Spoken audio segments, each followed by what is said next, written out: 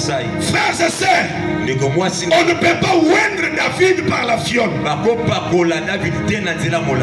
plusieurs raisons. On le oint par la corne. Parce que le règne de David, c'est un règne éternel. Est-ce que tu me saisis bien? Le règne de David, c'est un règne éternel. La Bible déclare: mon serviteur David ne manquera pas de successeurs. Cela revient dire le règne de David, c'était un règne qui n'allait pas avoir de fin. Alléluia. C'est pourquoi on ne le oint pas par la fiole. On n'utilise pas les récipients de fiole pour le oint. On doit chercher une corde. Alléluia. Pour le oint. Et il a été oint 3 fois. Il a été oint dans la maison de son père, au milieu de ses frères. Il a été oint à Hébron. Il a été oint à Israël. Cela revient dire dans David, il a la trilogie optionnelle. Il a reçu l'onction sacerdotale. C'est pour cela il pouvait entrer dans les temples, manger le pain de proposition sans connaître les frappes de la part de l'Éternel.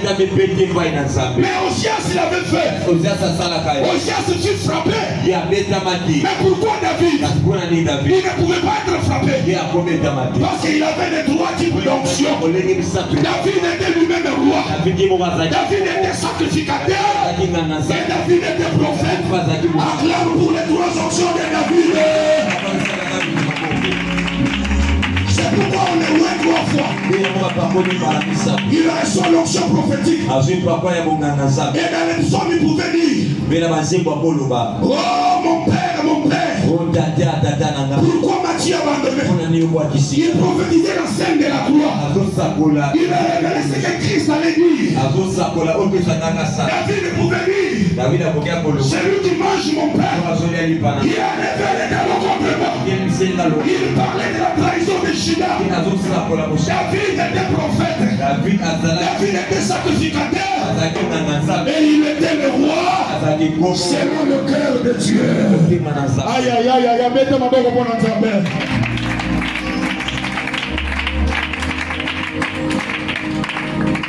Autre raison de l'onction de la corne. Il reçoit l'onction de la corne parce que lui-même il était une brebis.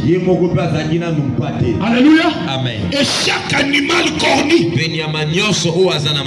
exerce le jugement par ses cornes. On le voit par la corne parce qu'il devait être un roi guerrier. Alléluia. Amen. C'est pour cette raison que Dieu n'a pas permis qu'il bâtisse les temples. Parce qu'il était guerrier. Donc un guerrier qui doit ramener des grandes victoires à Israël, on ne peut pas le oindre comme tout perdu parmi les comètes mortels ou comme tout roi lambda. On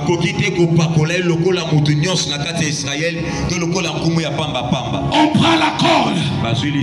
Or quand on prend la corde, il y a la mort d'un animal. Le sang a coulé. Le royaume de David devrait durer même après lui, parce que son règne avait un soubassement de sang. Pour qu'on le oigne, il avait fallu que l'animal soit tué, qu'on retire de sa corde, qu'on remplisse d'huile pour le oindre.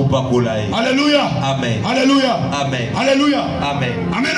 Amen. C'est pourquoi quand Saül meurt, il n'a pas de successeur. Ils ont tenté d'établir son fils et ça s'est soldé en échec. La lamentable.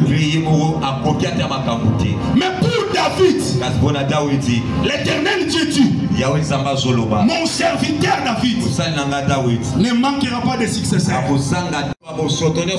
Quand le prophète Achija de Shilo rencontre Jéroboam, il prend son manteau, il déchire son manteau dans 12 morceaux.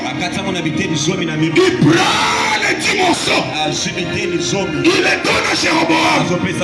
Il dit, je te donnerai pas tous les 12, je garderai une morceau pour David. Pour David, mon serviteur. Alléluia. Amen. À cause de l'onction de la corde, j'ai pris à Dieu de te donner une onction qui va durer.